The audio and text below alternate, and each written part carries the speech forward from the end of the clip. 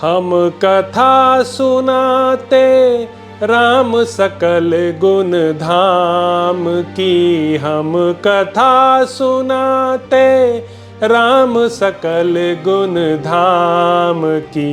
ये रामायण है पुण्य कथा श्री राम की। ये रामायण है पुण्य कथा श्री राम की। जम्बूदीपे भरत खंडे आर्यावर्ते भारतवर्षे एक नगरी है विख्यात अयोध्या नाम की। यह जन्म भूमि है परम पूज्य श्री राम की। यह जन्म भूमि है परम पूज्य श्री राम की।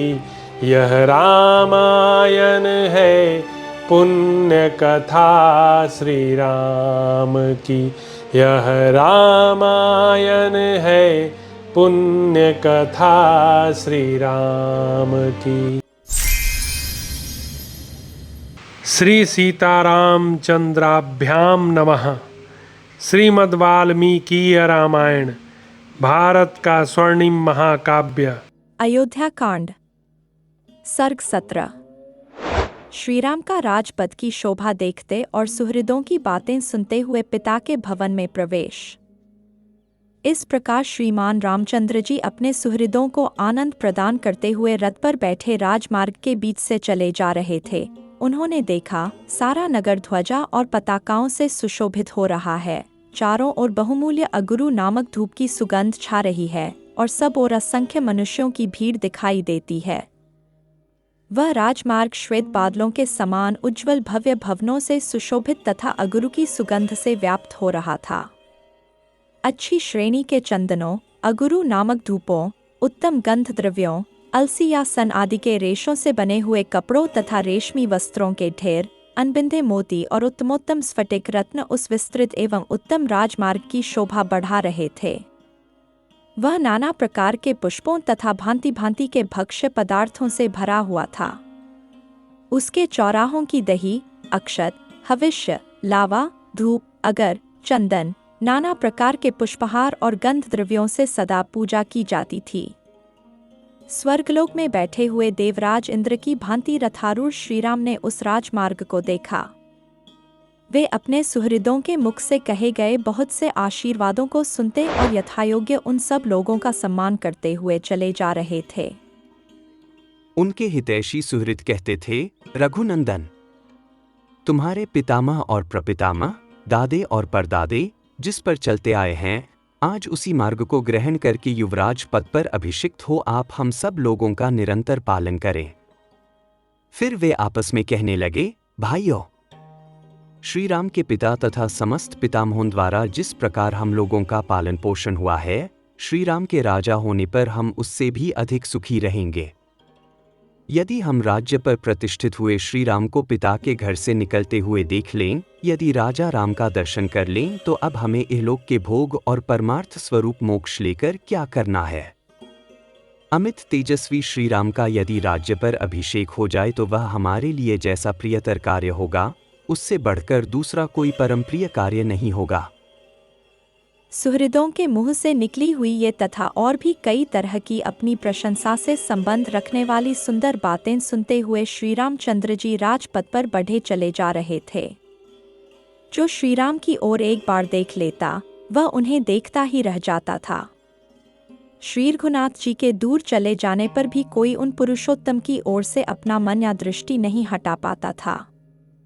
उस समय जो श्रीराम को नहीं देखता और जिसे श्रीराम नहीं देख लेते थे, वह समस्त लोकों में निंदित समझा जाता था तथा स्वयं उसकी अंतरात्मा भी उसे धिक्कारती थी। धर्मात्मा श्रीराम चारों वर्णों के सभी मनुष्यों पर उनकी अवस्था के अनुरूप दया करते थे, इसलिए वे सभी उनके भक्त थे। राजकुमार श्रीराम चौराहों, देवमार्गों, चैत्य वृक्षों तथा देव मंदिरों को अपने दाहिने छोड़ते हुए आगे बढ़ रहे थे। राजा दशरथ का भवन मेघसमूहों के समान शोभा पाने वाले, सुंदर अनेक रूप रंग वाले कैलाश शिखर के समान उज्ज्वल प्रासाद शिखरों, अट्टालिकाओं से सुशोभित था। उसमें रत्नों की जाली से विभूषित तथा विमानाकार क्रीड़ागृह भी बने हुए थे, जो अपनी श्वेत आभा से प्रकाशित होते थे। वे अपनी ऊंचाई इसे आकाश को भी लांघते हुए से प्रतीत होते थे। ऐसे गृहों से युक्त वह श्रेष्ठ भवन इस भूतल पर इंद्रस्तन के समान शोभा पाता था। उस राजभवन के पास पहुंचकर अपनी शोभा से प्रकाशित होने वाले राजकुमार श्रीराम ने पिता के महल में प्रवेश किया। उन्होंने धनुर्धर वीरों द्वारा सुरक्षित महल की 3 ड्योढ़ियों को तो घोड़े जुते हुए रथ से ही पार किया, फिर 2 ड्योढ़ियों में वे पुरुषोत्तम राम पैदल ही गए।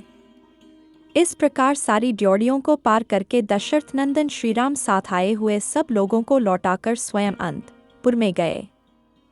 जब राजकुमार श्रीराम पिता के पास जाने के लिए अंतःपुर में प्रविष्ट हुए, तब आनंदमग्न हुए सब लोग बाहर खड़े होकर उनके पुनः निकलने की प्रतीक्षा करने लगे, ठीक उसी तरह जैसे सरिताओं का स्वामी समुद्र चंद्रोदय की प्रतीक्षा करता रहता है।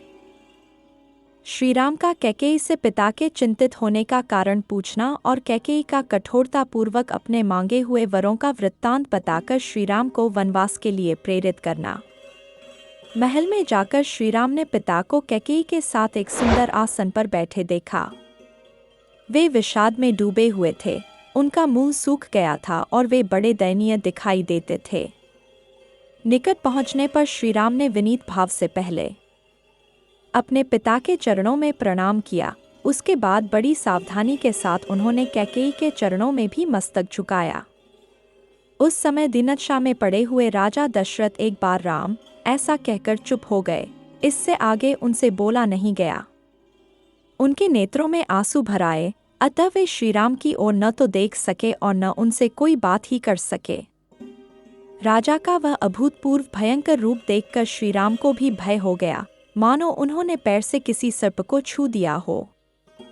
राजा की इंद्रियों में प्रसन्नता नहीं थी, वे शोक और संताप से दुर्बल हो रहे थे, बारंबार लंबी सांसें भरते थे तथा उनके चित्त में बड़ी व्यथा और व्याकुलता थी। वे ऐसे दिखते थे मानो तरंगमालाओं से उपलक्षित अक्षोभ्य समुद्र क्षुब्ध हो उठा हो, सूर्य को राहु ने ग्रस लिया हो अथवा किसी महर्षि ने झूठ बोल दिया हो। राजा का वह शोक संभावना से परे था। इस शोक का क्या कारण है, यह सोचते हुए श्री रामचंद्र जी पूर्णिमा के समुद्र की भांति अत्यंत विक्षुब्ध हो उठे। पिता के हित में तत्पर रहने वाले परम चतुर श्रीराम सोचने लगे कि आज ही ऐसी क्या बात हो गई जिससे महाराज मुझसे प्रसन्न होकर बोलते नहीं हैं।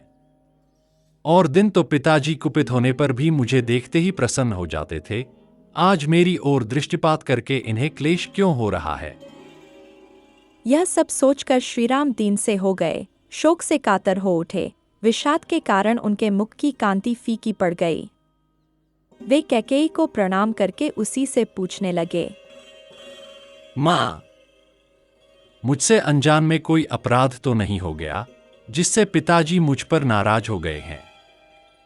तुम यह बात मुझे बताओ और तुम ही इन्हें मना दो। ये तो सदा मुझे प्यार करते थे, आज इनका मन अप्रसन्न क्यों हो गया।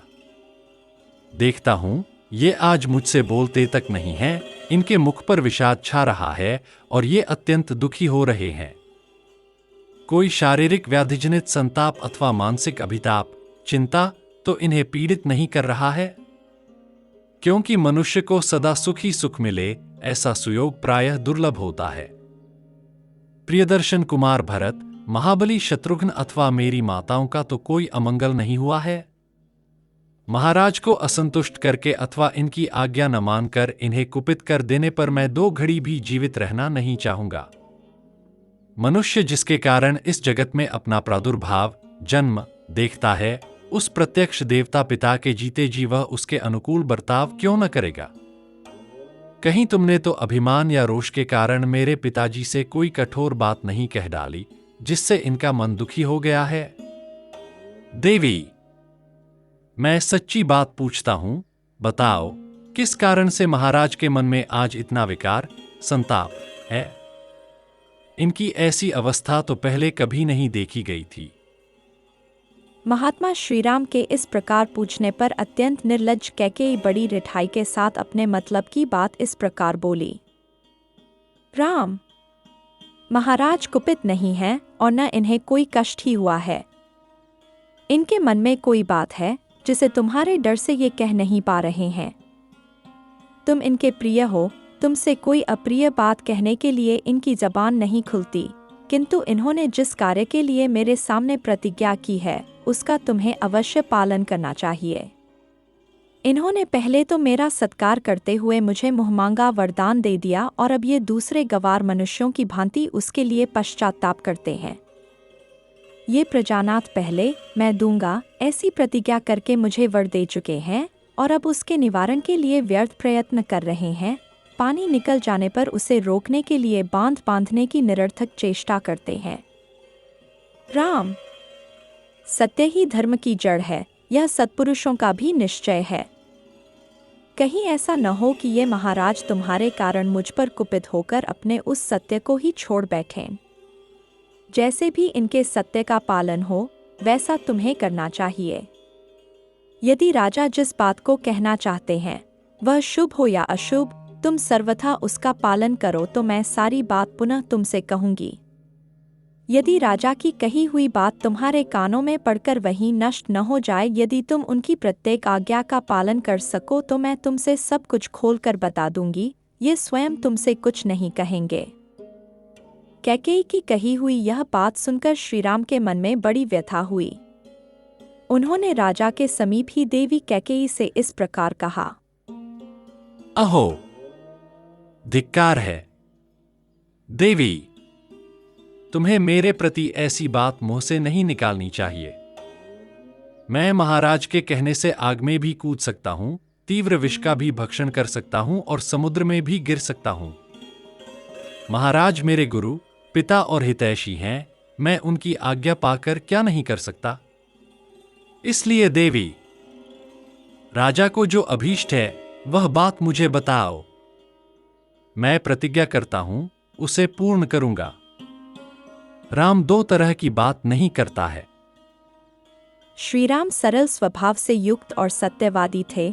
उनकी बात सुनकर अनार्या कैकेयी ने अत्यंत दारुण वचन कहना आरंभ किया। रघुनंदन, पहले की बात है, देवासुर संग्राम में तुम्हारे पिता शत्रुओं के बाणों से बिंध गए थे। उस महासमर में मैंने इनकी रक्षा की थी। उससे प्रसन्न होकर इन्होंने मुझे 2 वर दिए थे। राघव, उन्हीं में से एक वर के द्वारा तो मैंने महाराज से यह याचना की है कि भरत का राज्याभिषेक हो और दूसरा वर यह मांगा है कि तुम्हें आज ही दंडकारण्य में भेज दिया जाए। नरश्रेष्ठ, यदि तुम अपने पिता को सत्य प्रतिज्ञ बनाना चाहते हो और अपने को भी सत्यवादी सिद्ध करने की इच्छा रखते हो तो मेरी यह बात सुनो। तुम पिता की आज्ञा के अधीन रहो, जैसी इन्होंने प्रतिज्ञा की है उसके अनुसार तुम्हें 14 वर्षों के लिए वन में प्रवेश करना चाहिए। रघुनंदन, राजा ने तुम्हारे लिए जो यह अभिषेक का सामान जुटाया है उस सब के द्वारा यहाँ भरत का अभिषेक किया जाए और तुम इस अभिषेक को त्याग कर 14 वर्षों तक दंडकारण्य में रहते हुए जटा और चीर धारण करो। कौसलरेश की इस वसुधा का, जो नाना प्रकार के रत्नों से भरी पूरी और घोड़े तथा रथों से व्याप्त है, भरत शासन करें। बस इतनी ही बात है। ऐसा करने से तुम्हारे वियोग का कष्ट सहन करना पड़ेगा। यह सोचकर महाराज करुणा में डूब रहे हैं। इसी शोक से इनका मुख सूख गया है और इन्हें तुम्हारी ओर देखने का साहस नहीं होता। रघुनंदन राम, तुम राजा की इस आज्ञा का पालन करो और इनके महान सत्य की रक्षा करके इन नरेश को संकट से उबार लो। कैकेयी के इस प्रकार कठोर वचन कहने पर भी श्रीराम के हृदय में शोक नहीं हुआ, परंतु महानुभाव राजा दशरथ पुत्र के भावी वियोग जनित दुख से संतप्त एवं व्यथित हो उठे। इस प्रकार श्री वाल्मीकि निर्मित आर्ष रामायण आदि काव्य के अयोध्याकांड में 18वां सर्ग पूरा हुआ। हम कथा सुनाते राम सकल गुण धाम की, हम कथा सुनाते राम सकल गुण धाम की। ये रामायण है पुण्य कथा श्री राम की, ये रामायण है पुण्य कथा श्री राम की। जम्बूदीपे भरत खंडे आर्यावर्ते भारतवर्षे एक नगरी है विख्यात अयोध्या नाम की। यह जन्म भूमि है परम पूज्य श्री राम की। यह जन्म भूमि है परम पूज्य श्री राम की। यह रामायण है पुण्य कथा श्री राम की। यह रामायण है पुण्य कथा श्री राम की।